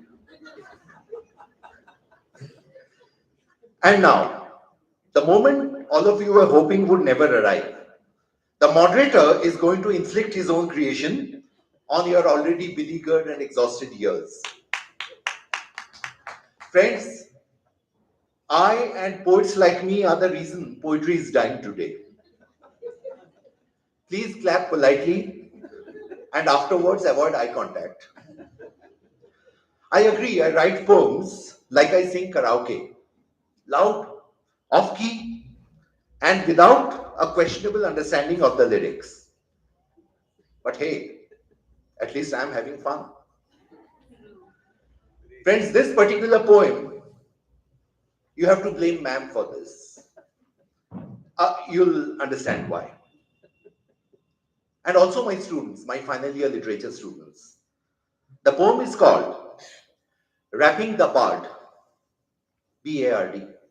Rapping the Bard for my Gen Z students. Yo, listen up folks, I got a tale to tell about a poet so badass who's known quite well. From the streets of Stratford-upon-Avon, he made his way to fame and his name lives on. William Shakespeare was the man of the hour. With his ink and his quill, he had the power to hustle up words that could move a nation and stir the hearts of every generation. From comedies to tragedies, he did it all, yup. Macbeth, Hamlet, he made him up. His plays were all the talk of the town, and his sonnets, the best around. Man, he wasn't always as good as gold. He faced lots of shit, and his story's been told. He lost a child, and his heart was broke, but he kept writing, and his words were spoke.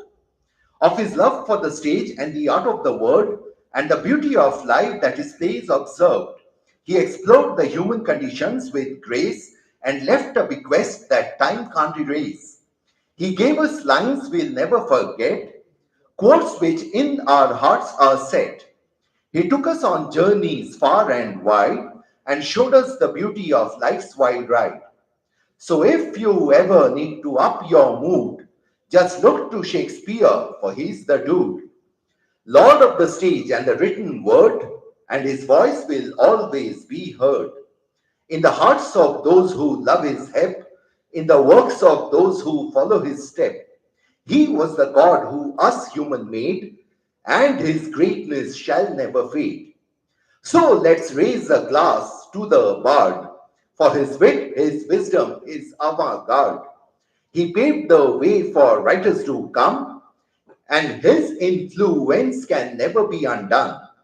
So let's end this rap with a shout out to the man who taught us no matter what, we always can.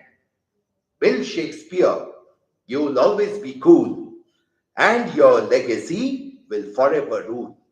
Thank you.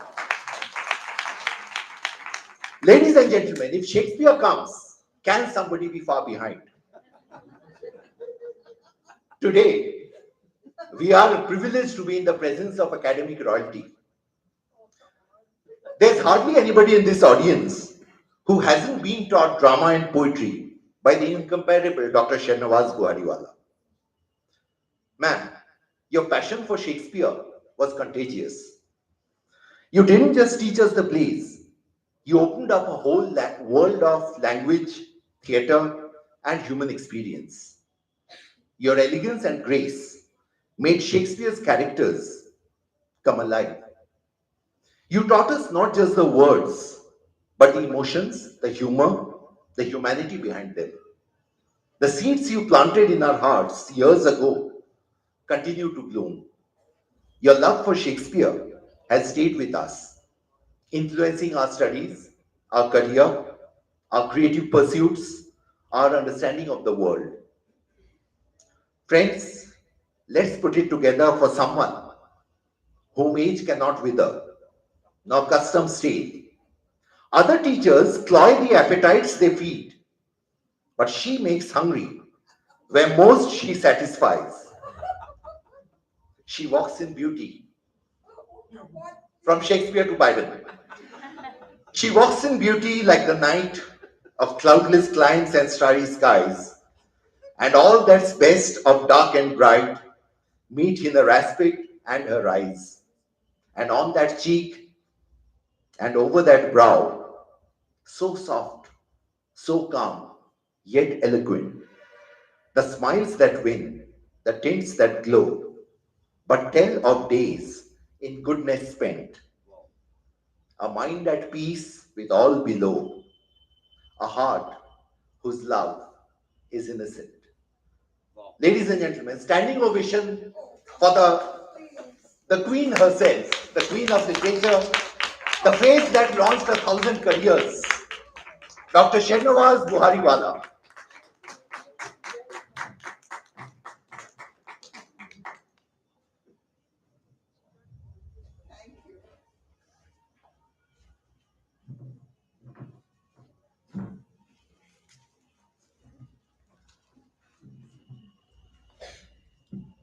Friends, I'm completely overwhelmed. I think Supanth has been totally drunk with words. He just doesn't seem to be able to be walking on this planet at all. When he talked, I mean, when I heard his rhapsody, I just couldn't recognize myself, nor could I recognize him. But if he's happy, I'm grateful. Thank you. Thank you very much indeed. Friends, I plan to read a poem which I wrote not long ago. It's called Where Have All the Children Gone?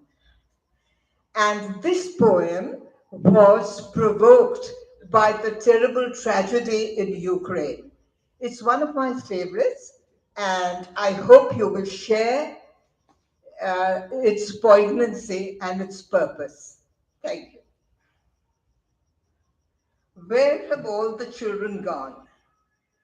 A morn of peace and promise was given us to hold.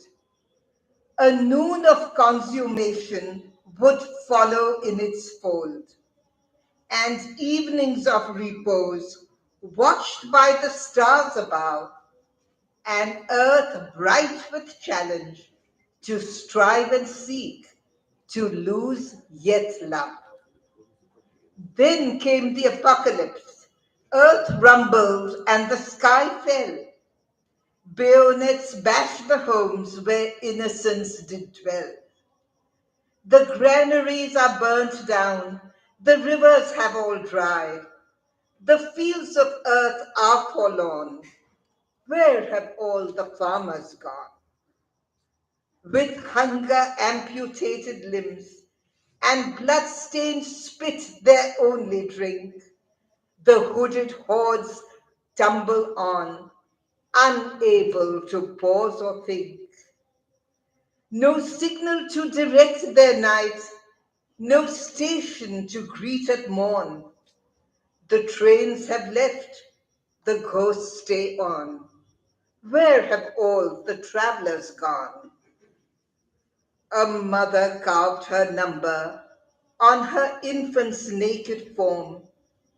Should they be torn asunder, some savior might discover the manger of the mother and bring her infant home.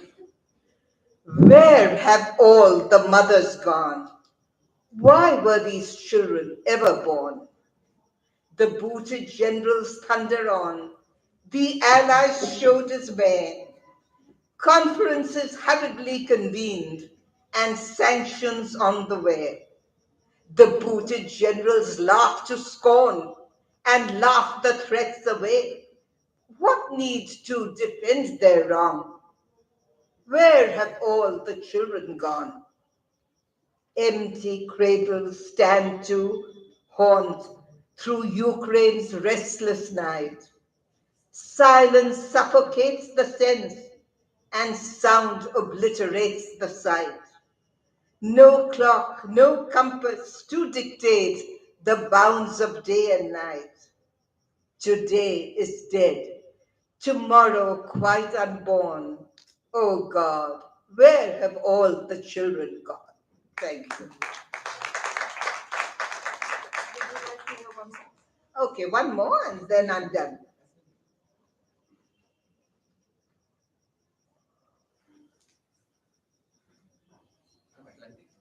Oh yes, I think I'll do that. Yeah.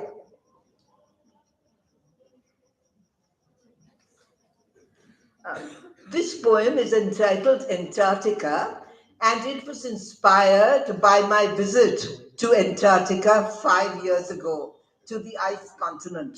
The panoramas of ice and snow and sun and sand bewitched me completely and gave rise to some beautiful lines, which of course would come to me at random.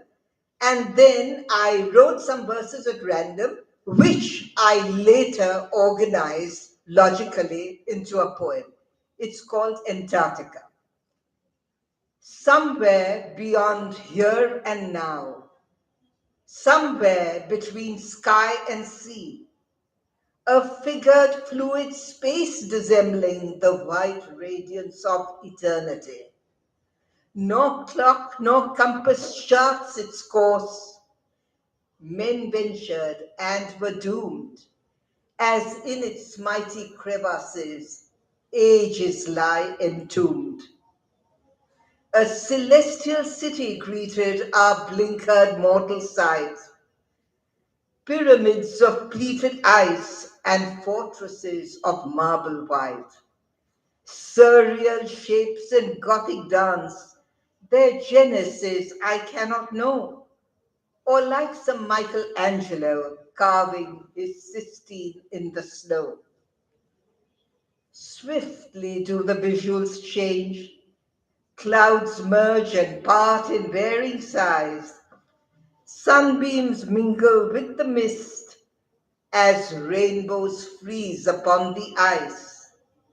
Snow fleece veils the barren rocks. In silver grey the towers gleam. Lagoons erupt to deck the floor like pearls in a translucent dream. The air is pure, the place untouched by man's morals or his laws.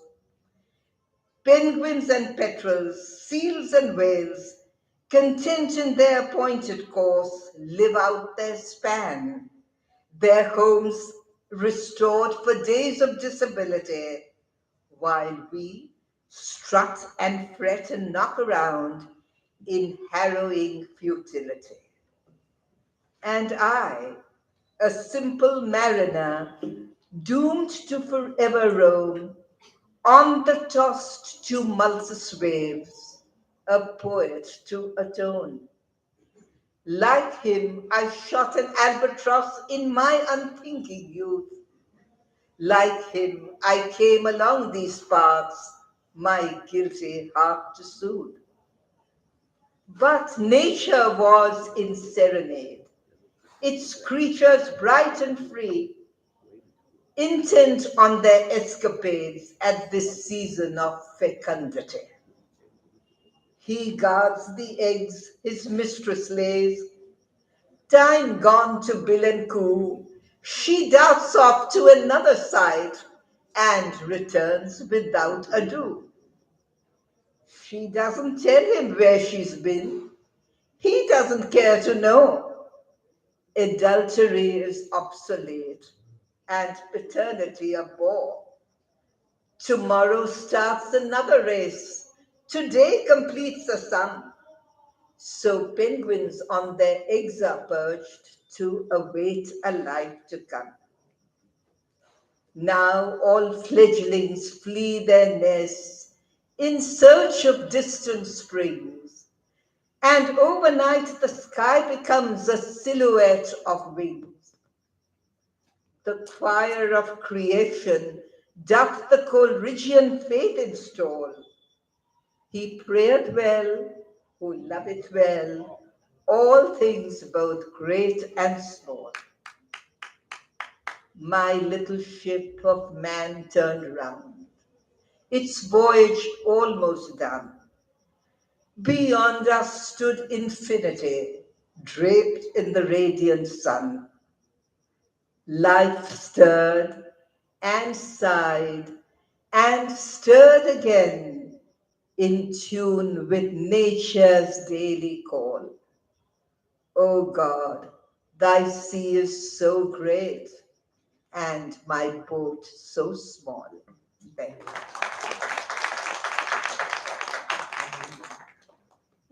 One more? No.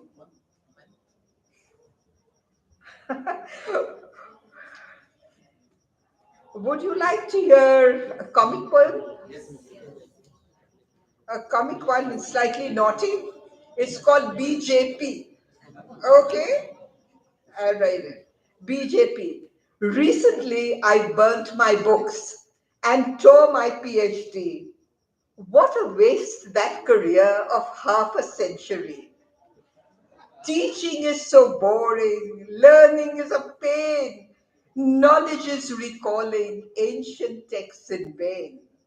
None of that for me. I'm tired, can't you see? How soothing it would be to slide into illiteracy. I sought the BJP to placate my sensibility. That letter trinity my mascot hence will be. Bartan, Jharu, Pocha is the assigned task for me. Bartan, Jharu, Pocha, my destined end shall be. My bartans will gleam so bright, my jharu will sweep so white, my posha will bathe and dry excrements of earth and sky. They say dissent is sedition and protest revolution.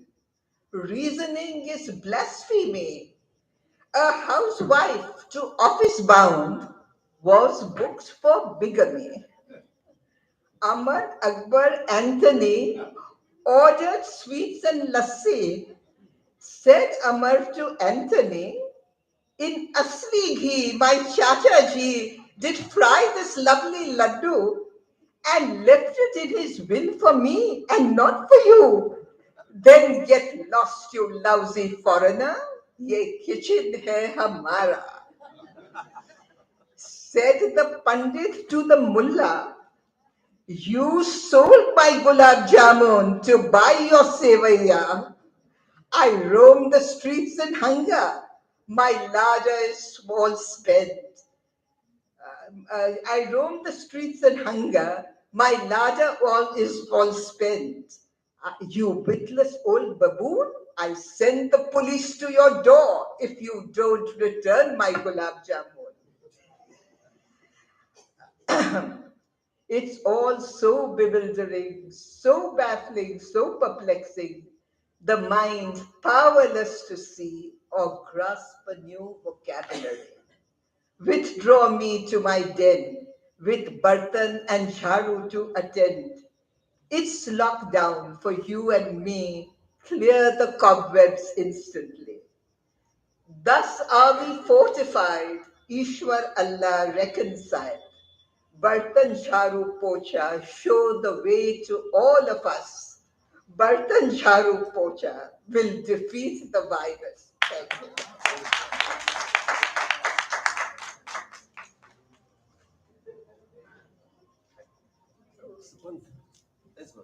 As the chief guest, you should address the gathering for a while.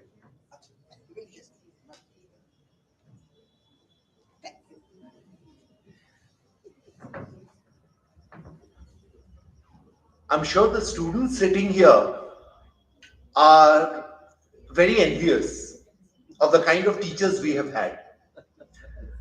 Dr. Buhariwala, Dr. Jayant Paranjpe, Dr. Vishwas Rao Khanade, the holy trinity of the Nagpur University campus. And whatever we are today, Urmila ma'am, Joshi sir, and others, other students, Jyoti ma'am, you all agree, whatever we are today, whatever little we have achieved, wouldn't have been possible without teachers like these. So let's hear it once again for Dr. Shahnawaz Buhariwala. Thank you so much, ma'am. That was really the icing on the cake. Friends, I hope we could go on and on, but all good things necessarily have to come to an end. And so let's hope that this heap of broken images helps you to set your house in order and bring a little Datta, Dayatvam and Damyata in our lives and make our lives full of Shanti, Shanti, Shanti. A huge thank you to Gulhane Prerna College for hosting this amazing event. Thank you, the poets. Ma'am, would you like to speak as a chief guest? No. Sure. Okay. Of course, there'll be a formal vote of thanks, but on my personal behalf, on the behalf of all the wordsmiths sitting here, I'm of course a poetess, not so much of a poet. Every time I see a stage, I feel like performing, and that's why I performed this rap poem today. My personal thanks to Dr. Joshi and team Prerna College. Amazing teamwork. Well done, everybody. Thank you so much. And Joshi sir, this must continue. All right, this can't be a one-off event. Let's have more of the same. Ye dil mange more. Okay. Thank you so much, friends. You have been a wonderful audience. Thanks for your appreciative listening. And I'm sure we are going to meet again. Till then, please let the words flow. Thank you. Good night.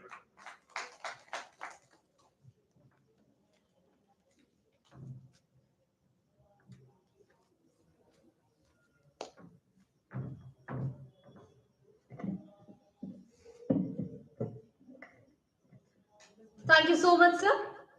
Special thanks to all the poets for reciting their beautiful poems here. Thank you so much, all of you. Special thanks to our chief guest, Madam. We are really fortunate to have a chance to listen to you. It was a magnificent delivery that was unfailingly very effective and inspiring. Thank you so much. As we are approaching the concluding part, I, Neha Mundre, take your leave and call Mr. Prashant Selokar to propose a formal vote of thanks. Thank you so much.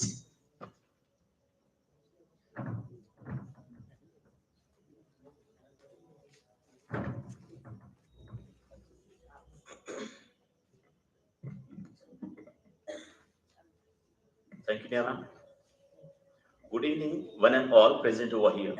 I, Prashant Selukar, from the Department of English, pleased to stand here on behalf of Dr. Hessi Gullane, Prerna College of Commerce, Science and Arts, to propose a formal vote of thanks on this memorable event.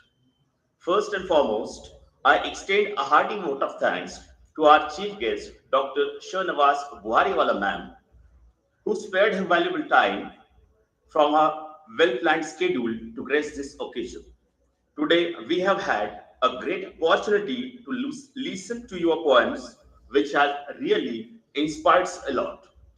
My sincere thanks to Dr. Urmila Dabir ma'am, the guest of honor of today's program. Without her esteemed presence, this event would have been a dull affair. I would like to express our sincere thanks to our Honorable Secretary of Prerna Seva Mandal, Dr. S.C. Gullane sir, who always stand by us and support us in every venture. I also thank the CEO of Prerna Seva Mandal, Ms. Abhilasha Gurdema. My hearty thanks to our respected director, Dr. Praveen Joshi sir, who inspire us to do our best and serves as a pillar of strength for us. I thank Ms. Aarti Goswami ma'am, the HRM of Prerna Seva Mandal, for the constant efforts to make the event a successful one. I must mention our deep sense of appreciation to our principal, Dr. Leeladhar Revatkar sir, for his continuous support, guidance, and commitment. I am also thankful to the head of the Department of Languages, Mrs. Snehal Rakhunde, for her dedication and devotion and continuity to make this program a grand success. I heartily thank Dr. Supant Bhattacharya sir for comparing and handling the poetic session so meticulously and being an efficient member of organizing committee. I also thank Dr. Manjushri Sardeshpande ma'am for her kind cooperation for organizing this event. I also thank Ms. Neha Samudre, the coordinator, academic and extracurricular activities committee. I heartily thank all the esteemed members of the audience whose presence was very inspiring for all of us.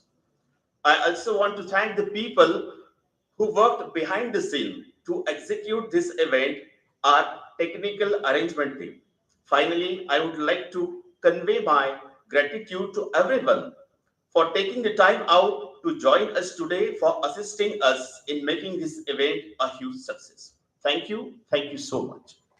Now I request all to stand up for the prayer.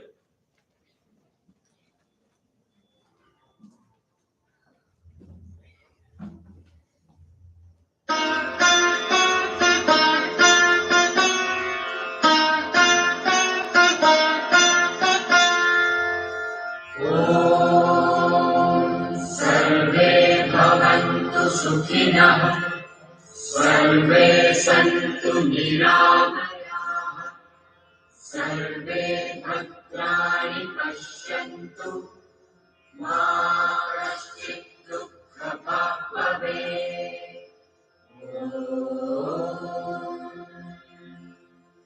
असतो मा सद्गमय तमसो मा ज्योतिर्गमय मृत्योर्मा अमृतं गमय ॐ शान्ति शान्ति शान्तिः.